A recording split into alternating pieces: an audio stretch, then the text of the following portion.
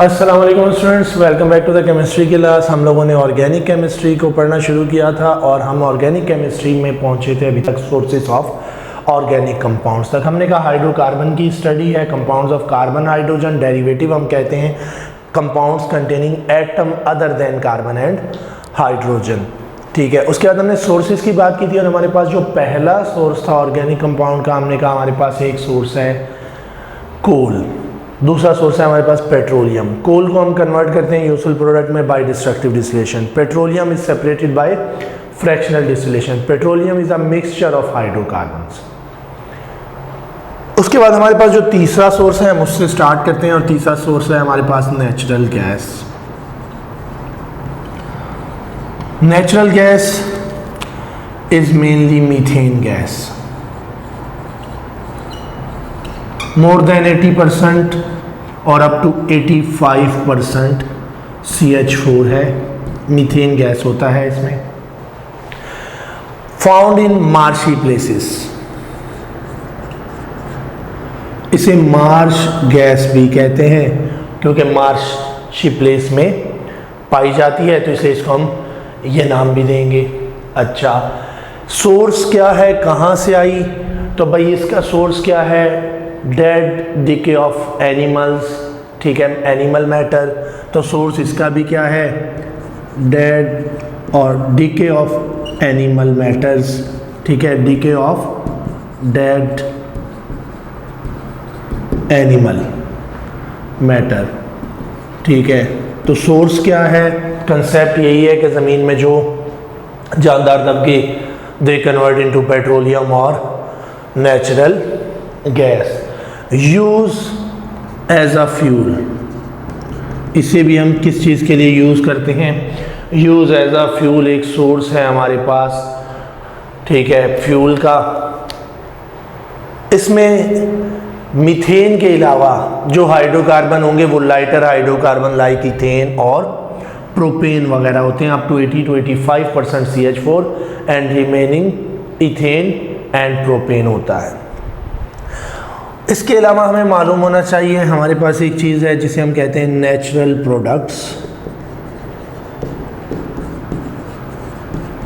Natural products क्या है भाई? Natural products are organic compounds isolated from living organisms. वो ऑर्गेनिक कंपाउंड जो कि हम लिविंग ऑर्गेनिज्म में से आइसोलेट करें, isolated from plants and animals. Simply कर लें, isolated from plants and animals. वो ऑर्गेनिक कंपाउंड जो कि प्लांट्स और एनिमल में से आइसोलेट करेंगे, इन्हें हम नेचुरल प्रोडक्ट कहते हैं और इस केमिस्ट्री को कहा जाता है नेचुरल प्रोडक्ट केमिस्ट्री। इनकी आइसोलेशन और स्टडीज़, ये जो केमिस्ट्री है it is called natural product chemistry. ठीक है, और natural products mostly medicinal use के हैं और मेडिसिनली इम्पोर्टेंट कंपाउंड है। जैसे कि इस वक्त एक मेडिसिन है जो कि यूज़ हो रही है फॉर कैंसर, जिसे टैक्सोल कहते हैं। तो टैक्सोल एक एंटी कैंसर ड्रग है, तो ये एक नेचुरल प्रोडक्ट है। Menthol, mint is a natural product, menthol flavour. ठीक है, ये नेचुरल प्रोडक्ट है आइसोलेटेड फ्रॉम मिंट। तो नेचुरल प्रोडक्ट्स हम इन्हें कहते हैं। अब इन नेचुरल प्रोडक्ट को अगर हम सिंथेसाइज करें लेबोरेटरी में, synthesis of natural products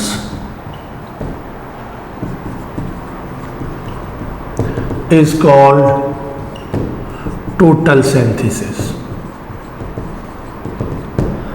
in natural product के सिंथेसिस को टोटल सिंथेसिस कहा जाएगा। तो synthesis of natural products is called total synthesis. अब इस टोटल सिंथेसिस की जो केमिस्ट्री, सिंथेटिक केमिस्ट्री, इसे कहते हैं सिंथेटिक ऑर्गेनिक केमिस्ट्री।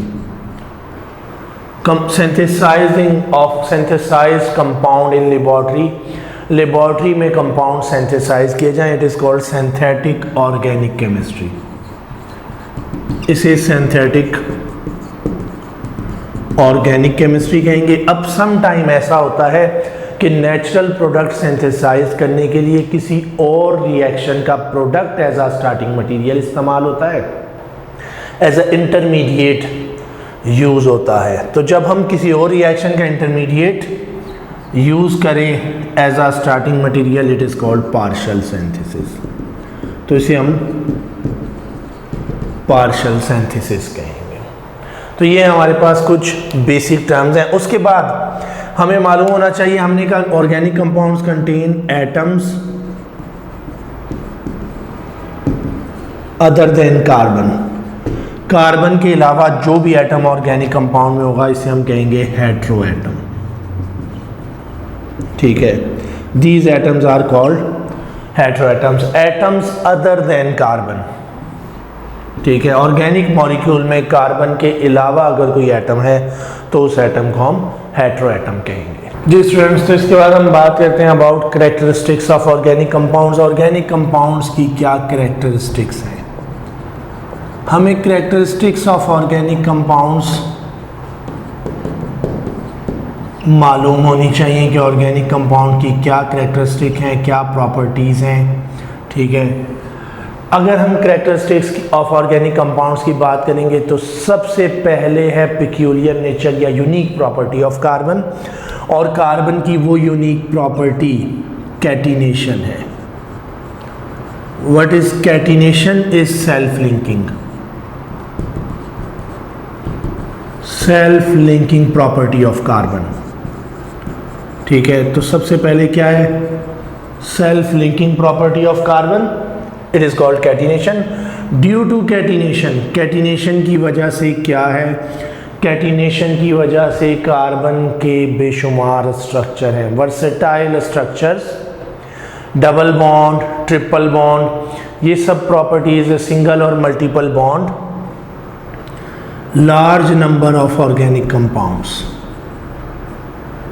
ठीक है, large number of organic compounds due to catenation है, due to catenation. Multiple, single and multiple bonds, इस सेल्फ लिंकिंग प्रॉपर्टी की वजह से ये बेशुमार बॉन्ड बना रहा है, single bond, multiple bond, different atoms के साथ। ठीक है, तो सबसे पहली है जो यूनिक नेचर कार्बन की, पिक्यूलियर नेचर, यूनिक प्रॉपर्टी, वो क्या है? कैटिनेशन। ठीक है, ये क्या है? यूनिक प्रॉपर्टी है कार्बन की। दूसरी चीज हम बात करते हैं अबाउट स्ट्रक्चर्स। तो ऑर्गेनिक कंपाउंड की दूसरी इंपॉर्टेंट प्रॉपर्टी, दूसरी कैरेक्टरिस्टिक क्या है? Isomerism. Isomerism is property of organic compound. और आइसोमेरिज्म क्या है? Same molecular formula but different structural formula. ठीक है, तो ये प्रॉपर्टी है किसकी? ऑर्गेनिक कंपाउंड की। Isomerism is property isomers compounds, वो कंपाउंड जिनका same molecular formula but different structure formula हो। तीसरी चीज, नॉन आयोनिक। ऑर्गेनिक कंपाउंड्स कैसे हैं? Non ionic in nature. ठीक है, कैसे हैं? Non ionic. ड्यू टू, क्यों है non ionic? Because they contain covalent bond, इनमें कोवेलेंट बॉन्ड है। ठीक है, not dissociate into ions, carbon carbon bond, carbon hydrogen bond, ये क्या है? Non polar bond, non polar bond. तो ये नॉन आयोनिक है। अगर आपके पास कोई भी क्वेश्चन है ऑर्गेनिक कंपाउंड्स की नेचर, तो they are non ionic, non polar, इनका नॉन आयोनिक करेक्टर है। सॉल्युबिलिटी आप बहुत अच्छी तरह जानते हैं, सॉल्युबिलिटी ऑफ ऑर्गेनिक कंपाउंड्स को। सॉल्युबिलिटी ऑफ ऑर्गेनिक कंपाउंड कैसी है भाई? Soluble in organic solvents, soluble in organic और नॉन पोलर। ठीक है, दोनों वर्ड यूज होते हैं क्योंकि generally organic compounds non polar हैं एज कंपेयर टू इनऑर्गेनिक और आयोनिक कंपाउंड्स। आयोनिक में कैटाइन और एनाइन है, ठीक है। तो सॉल्युबल इन ऑर्गेनिक और non polar solvents, insoluble in water but organic molecules with polar groups are soluble in water, जैसे कि अल्कोहल्स, जैसे कि कार्बोहाइड्रेट्स जिनमें हाइड्रोक्सी ग्रुप मौजूद है। तो पोलर ऑर्गेनिक कंपाउंड्स हम कह सकते हैं polar organic compounds are soluble in water. जो पोलर ऑर्गेनिक मॉलिक्यूल होंगे वो वाटर सॉल्युबल हो जाएंगे। रेट ऑफ रिएक्शन के बारे में आपको पता होना चाहिए। जनरल, हम जनरली सब चीज़ें जनरल वो लिख रहे हैं, जनरलाइजेशन जो है हमारे पास। और रेट ऑफ रिएक्शन की जनरलाइजेशन क्या है? ऑर्गेनिक का स्लो, आयोनिक का फास्ट, ठीक है। तो slow rate of reaction, slow rate of reaction. Reason is non-polar, non-ionic nature, ठीक है। तो इनके रेट ऑफ रिएक्शन क्या है? स्लो है, ठीक है। बिकॉज अब जो बुक का एग्जैक्ट रीज़न है rate of reaction is slow because bond breaking and bond formation take time. Covalent bond बनने और कोवेलेंट बॉन्ड को ब्रेक करने के लिए टाइम रिक्वायर्ड है, large amount of energy required है, इसलिए ये स्लो है, ठीक है। उसके बाद है सिमिलर स्ट्रक्चर्स, ठीक है। सिमिलर स्ट्रक्चर का मतलब क्या है? Homologous series, similar properties. Organic compounds have similar properties, इनके स्ट्रक्चर सिमिलर होंगे, इनकी सिमिलर स्ट्रक्चर कह लें और सिमिलर प्रॉपर्टीज कह लें।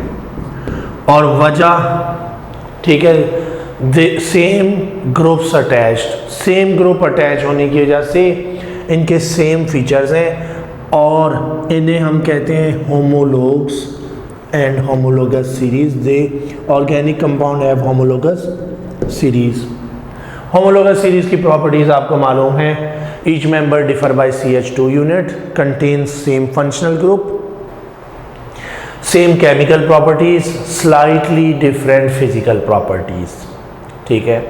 तो ये हैं ऑर्गेनिक कंपाउंड की कुछ कैरेक्टरिस्टिक्स या कुछ प्रॉपर्टीज ऑफ ऑर्गेनिक कंपाउंड जो कि हमारे जहन में होनी चाहिए। जी स्टूडेंट्स, तो अब हम बात करते हैं अबाउट फंक्शनल ग्रुप्स। हमें फंक्शनल ग्रुप्स का मालूम होना चाहिए और कैसे फंक्शनल ग्रुप,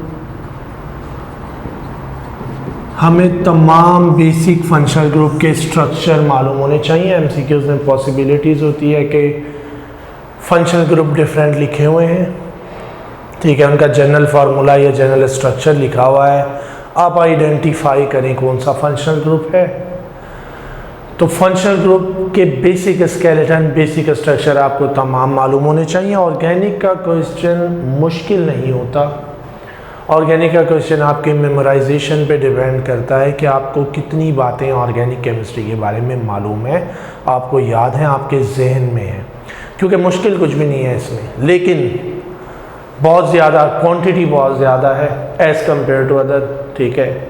तो इसलिए आपको जो है वो जहन में होने चाहिए की पॉइंट्स, मेन बातें आपको हर टॉपिक की हर चीज़ आपको मालूम होनी चाहिए कि इसमें ये चीज़ है, ये फलां फंक्शनल ग्रुप है, ये रिएक्शन की ये कंडीशन है या इस कंडीशन में ये प्रोडक्ट होगा, ठीक है। तो ये चीज़ें आपके जहन में बहुत अच्छी तरह होनी चाहिए। तो हम फंक्शनल ग्रुप की बात करते हैं कि फंक्शनल ग्रुप क्या है। सबसे पहले फंक्शनल ग्रुप की डेफिनेशन अगर हम डिफाइन करेंगे तो atom, group of atom, double bond and triple bond, इसको भी इंक्लूड करेंगे, ठीक है। तो फंक्शनल ग्रुप हम किसे कहते हैं? एटम और group of atoms, double bond और एंड या और triple bond which give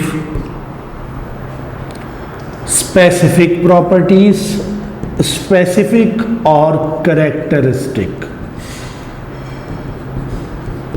properties to organic molecule. ऐसा एटम या ऐसा ग्रुप ऑफ एटम या डबल बॉन्ड या ट्रिपल बॉन्ड जिसकी वजह से उस ऑर्गेनिक मॉलिक्यूल की कुछ स्पेसिफिक कुछ कैरेक्टरिस्टिक प्रॉपर्टीज हैं, वो फंक्शनल ग्रुप होगा। It is functional part of organic molecule, इसे functional part of organic molecule कहेंगे। ठीक है, functional part of organic compound या organic molecule, mainly responsible for chemical and physical both properties. दोनों properties functional group पे depend करेंगी। सिर्फ ये नहीं कहना कि chemical properties due to functional group है, सिर्फ physical properties due to functional group नहीं है, both are due to functional group. अगर हम अल्कोहल लेते हैं तो उसकी high boiling point, high melting point और इन सब की हाई सॉल्युबिलिटी की रीज़न OH ग्रुप है। Functional group is responsible for physical properties. अगर हम उसके रिएक्शन देखते हैं तो reaction due to OH group है, तो reactions are due to functional group.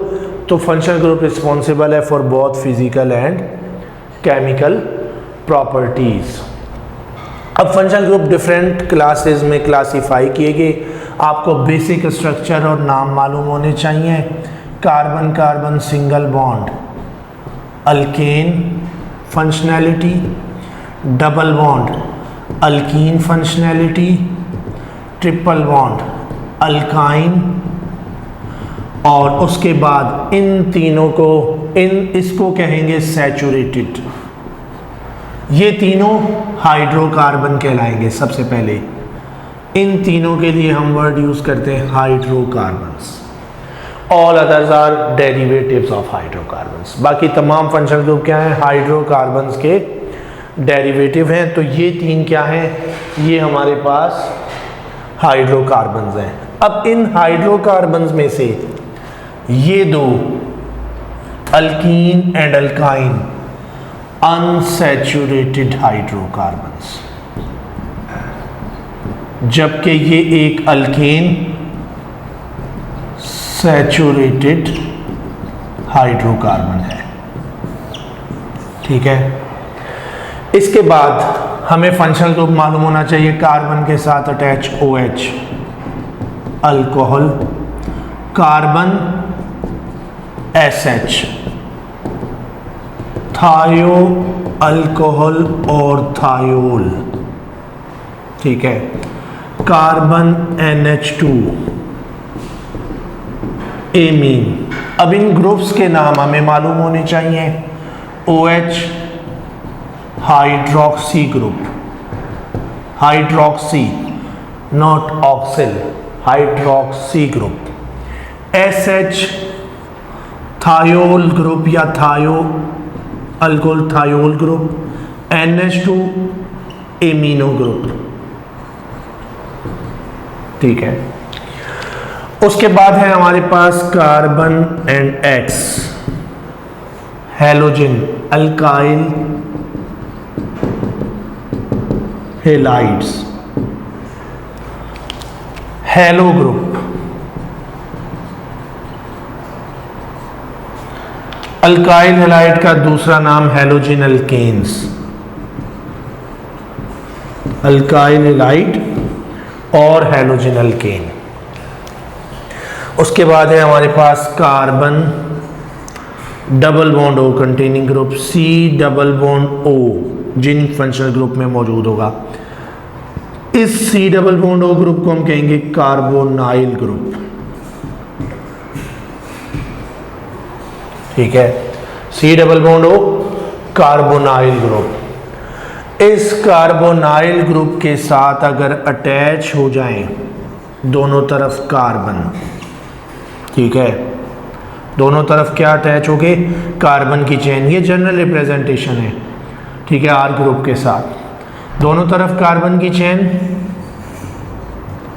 Ketone, ketone का carbon sp2 hybridized, carbonyl carbon sp2 hybridized, structure trigonal planar. Carbonyl group के साथ जितने भी होंगे कार्बोनाइल कार्बन की geometry trigonal planar with bond angle of 120। C double bond O के साथ attach हो गया हाइड्रोजन, तो aldehyde, at least one hydrogen. Definition भी क्या है, compound containing at least one hydrogen attach to carbonyl group is called aldehyde. दोनों हाइड्रोजन भी हो सकते हैं। कार्बोनाइल के हाइड्रोजन के साथ OH आ गया, इस ग्रुप को कहेंगे carboxylic acid group, carboxyl group, carboxyl group. Functional group carboxylic acids, class of compound carboxylic acid. C double bond O के साथ NH2 एमाइड और एसिड एमाइड, पूरा नाम है acid amide. C double bond O OR, class of compound ester, इस linkage को नाम देंगे एस्टर लिंकेज, ठीक है, इसे नाम देते हैं ester linkage. Carbon C double bond O के साथ halogen acid halide, acid halide और acyl halide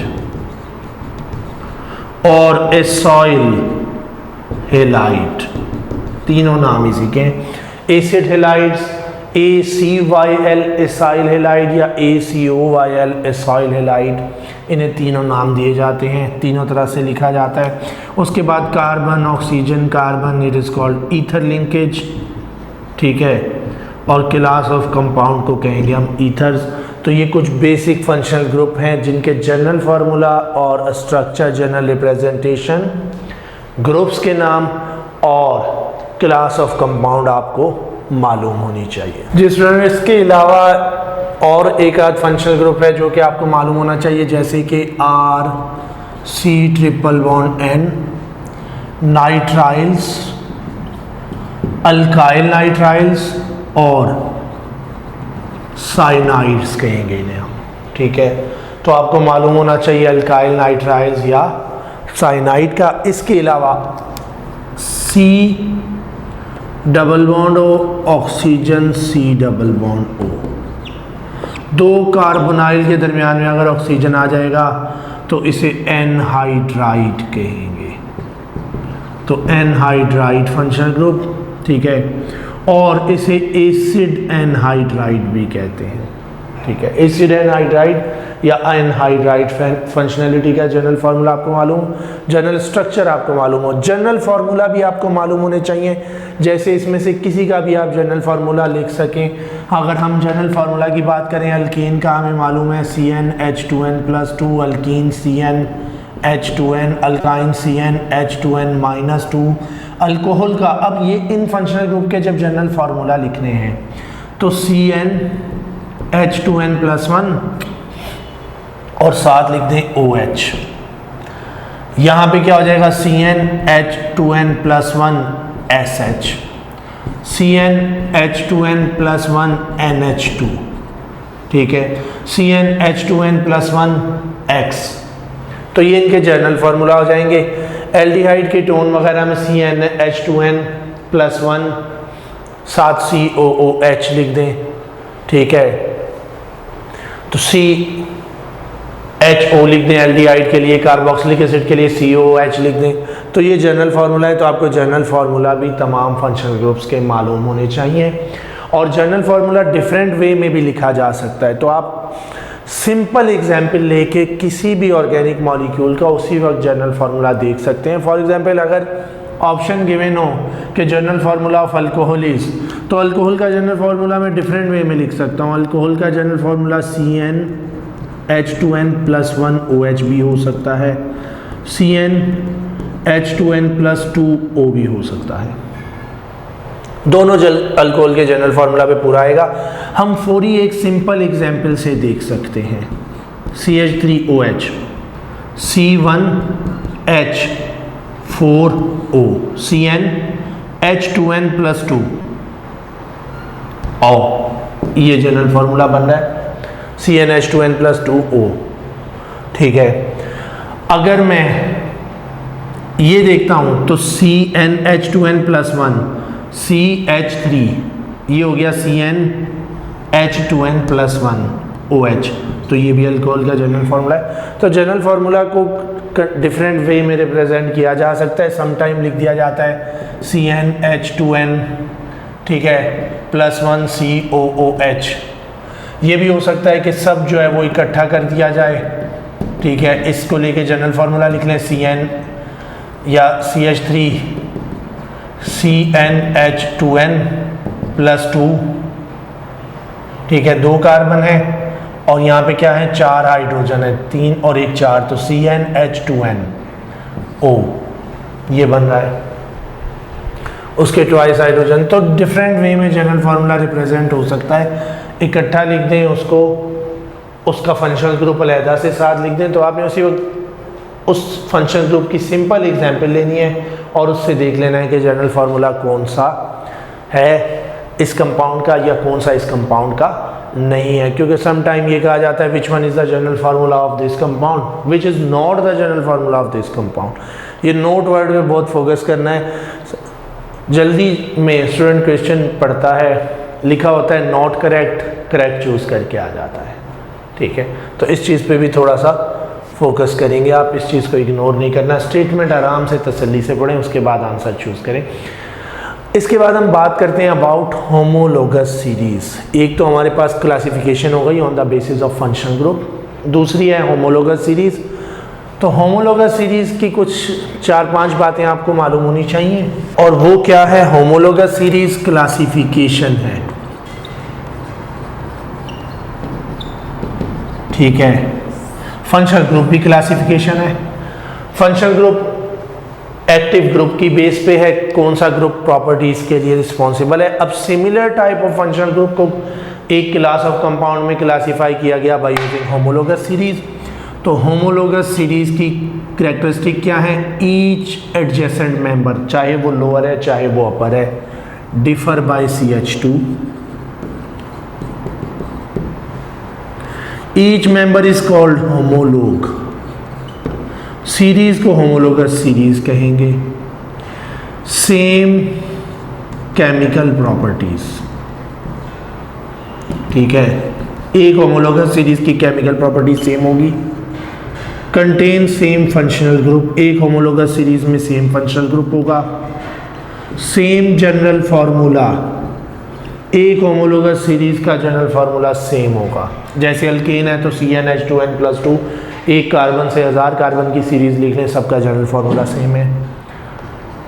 physical properties vary, physical properties slightly vary, physical properties change होंगी विद इंक्रीज और डिक्रीज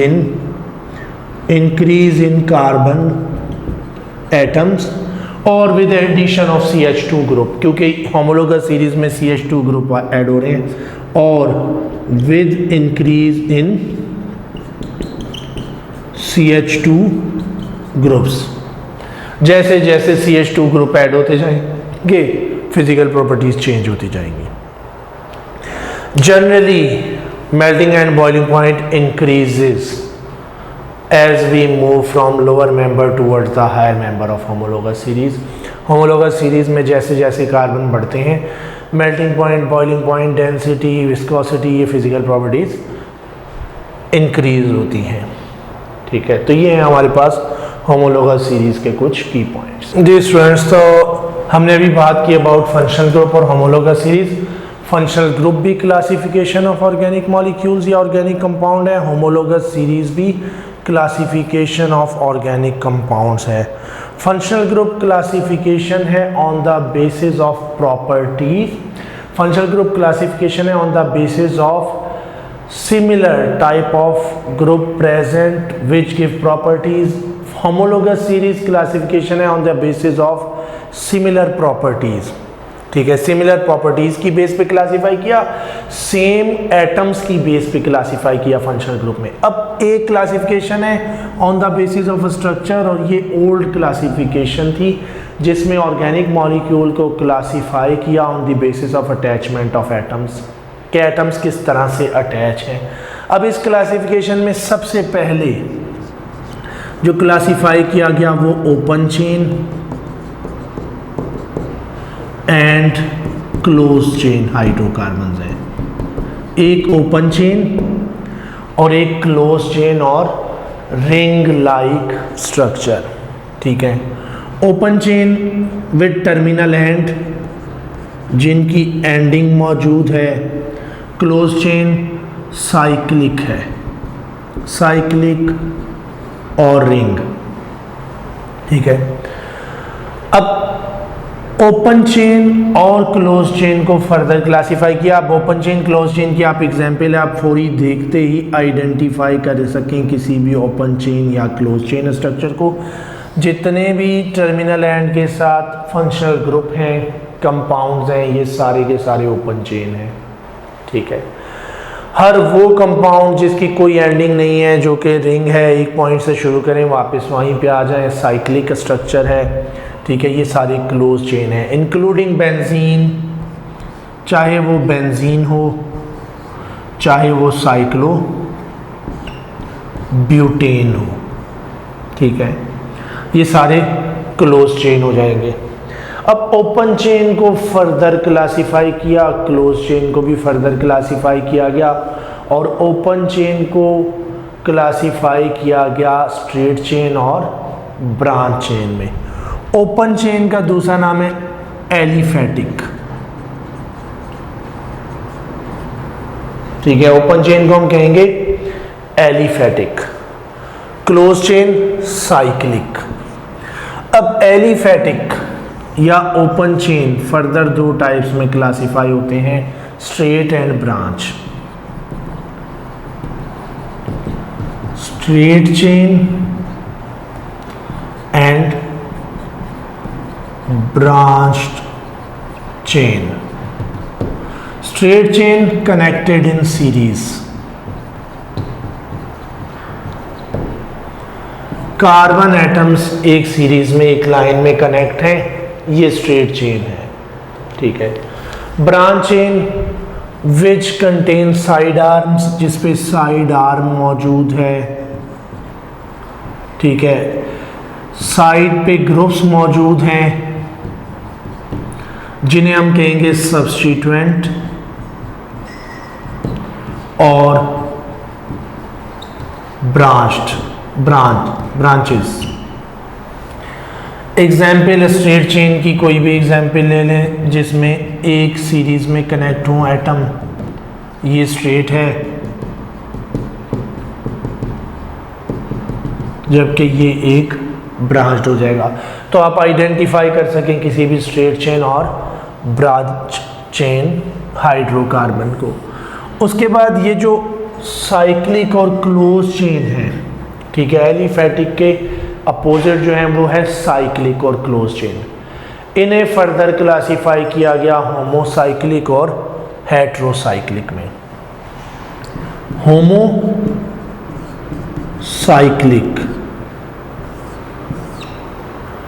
और हेट्रोसाइक्लिक।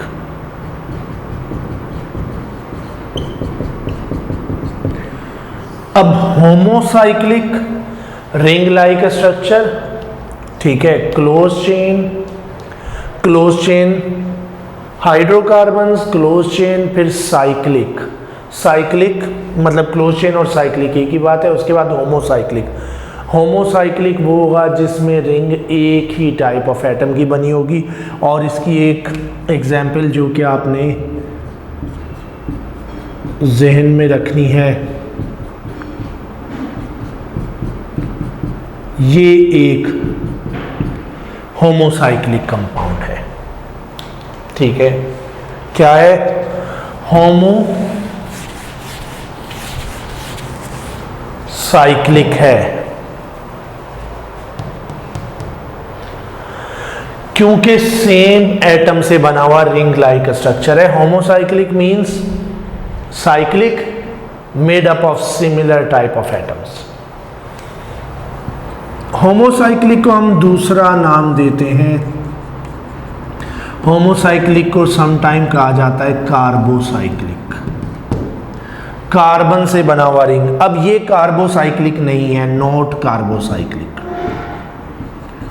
ये होमोसाइक्लिक की एग्जाम्पल है लेकिन कार्बोसाइक्लिक की नहीं हो सकती। तो साइक्लिक एक ही एटम से बना हुआ तो हम उसे होमोसाइक्लिक कह सकते हैं, लेकिन साइक्लिक अगर कार्बन से बना हुआ होगा तो वो कार्बोसाइक्लिक भी होगा, वो होमोसाइक्लिक भी होगा। तो ये एग्जाम्पल हो गई हमारे पास होमोसाइक्लिक की, ठीक है। ये हमारे पास क्या है, होमोसाइक्लिक है। और कार्बोसाइक्लिक, इसे हम कार्बोसाइक्लिक भी कह सकते हैं, साइक्लोहेक्सेन भी, बेंजीन भी, ठीक है, साइक्लोब्यूटीन भी, ठीक है, और साइक्लोपेंटेन भी। ये साइक्लोपेंटेन हो गया, साइक्लोपेंटेन इस तरह भी ड्रॉ कर लिया जाता है, ठीक है। तो ये साइक्लोपेंटेन है। तो ये हमारे पास होमोसाइक्लिक भी हैं, कार्बोसाइक्लिक भी हैं, वो सिर्फ होमोसाइक्लिक मॉलिक्यूल है। तो homocyclic in which ring is made up of only one type of atom, carbocyclic in which ring is made up of carbon atoms, ठीक है। उसके बाद heterocyclic, organic compounds which contain atoms other than carbon in a ring.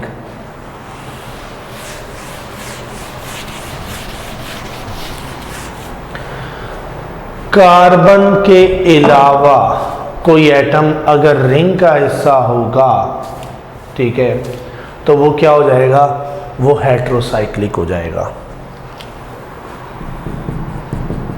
अब heterocyclic की कुछ common example with name आपको मालूम होनी चाहिए, ठीक है। हेट्रोसाइक्लिक में क्या होगा, atom other than carbon in ring, ring में कार्बन के अलावा कोई एटम हो। For example nitrogen, name pyridine, 5 member ring with oxygen, 5 member ring with oxygen, furan, ठीक है, इसका नाम furan. 5 member ring with nitrogen, ये 5 मेंबर नहीं, ये 6 मेंबर रिंग है विद नाइट्रोजन, जिसे हमने कहा पिरिडीन। अगर 5 मेंबर रिंग विद नाइट्रोजन है तो पिरोल, ठीक है, पिरिडीन, पिरोल।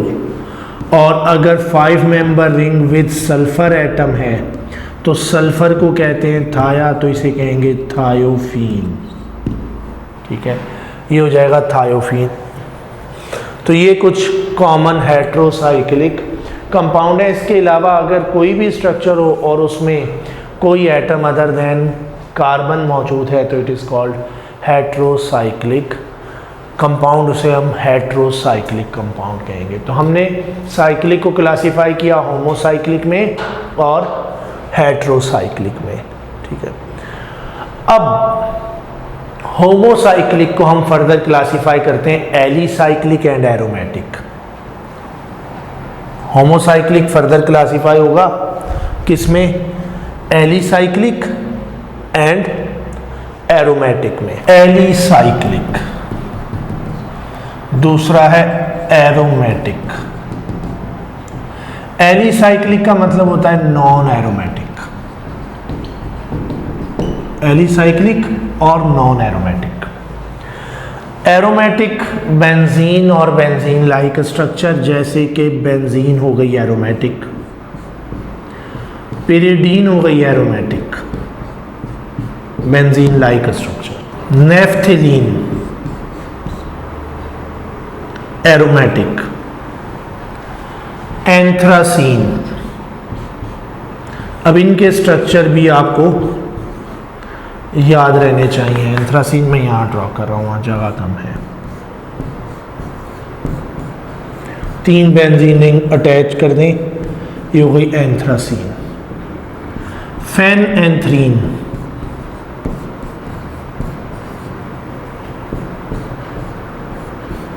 ये हो गया फेनएंथ्रीन। फेनएंथ्रीन,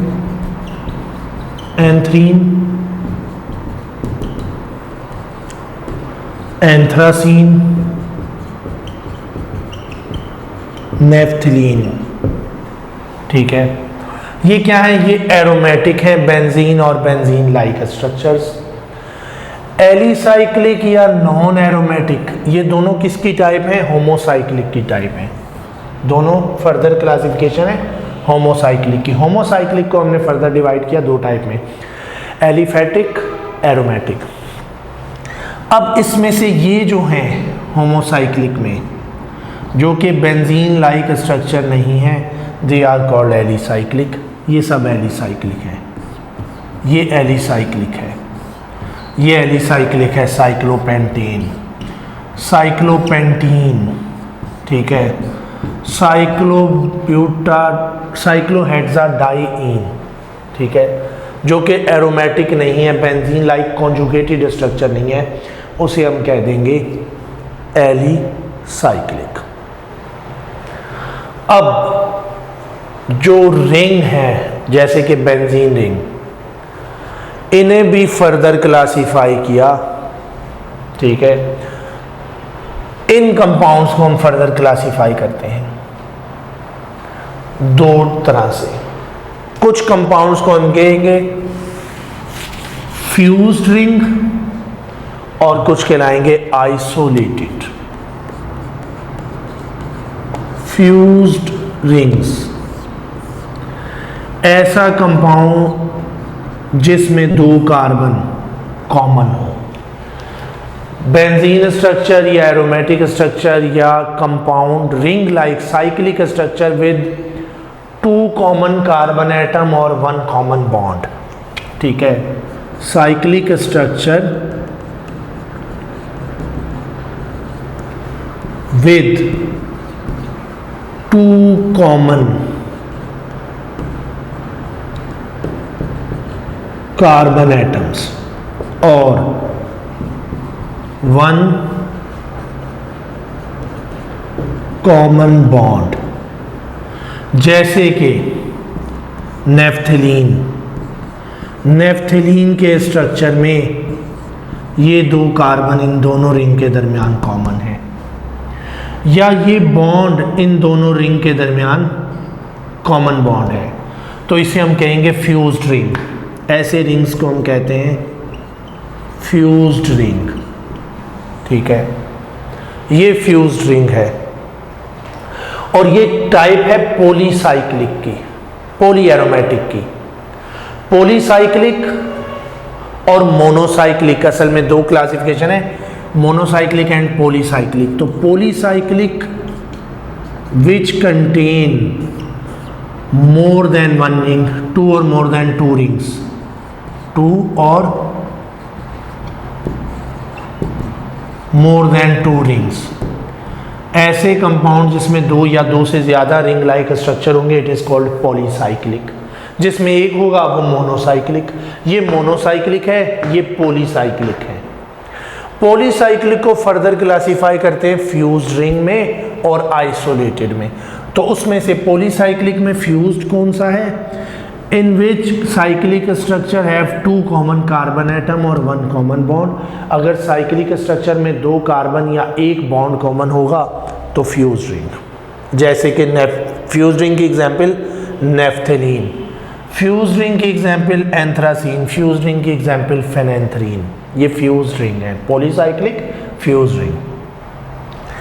अब पॉलीसाइक्लिक में आइसोलेटेड, पॉलीसाइक्लिक की दूसरी टाइप है आइसोलेटेड रिंग्स। आइसोलेटेड रिंग वो होगा जिसमें रिंग तो एक से ज्यादा होंगे, cyclic structure more than 1 ring होंगे, मोर देन 1 साइक्लिक स्ट्रक्चर होंगे, लेकिन आपस में उनका कॉमन बॉन्ड नहीं होगा। जैसे कि हमारे पास उसकी एग्जाम्पल आ गई बाइफिनाइल, इसे हम कहेंगे बाइफिनाइल। तो बाइफिनाइल आइसोलेटेड है। एग्जाम्पल किसकी है? साइक्लिक, कार्बोसाइक्लिक, कार्बोसाइक्लिक में एरोमेटिक, एरोमेटिक के बाद ये क्या है? आइसोलेटेड। ठीक है, कैसा है? आइसोलेटेड रिंग है। हमारे पास मजीद एग्जाम्पल है, बाइफिनाइल के बाद हमारे पास एग्जाम्पल है डाइफिनाइल मीथेन, CH2, इसे हम कहेंगे डाइफिनाइल मीथेन। पॉलीसाइक्लिक कंपाउंड है, क्लोज चेन है, क्लोज चेन के बाद ये क्या है? साइक्लिक है। सॉरी, क्लोज चेन के बाद क्या है?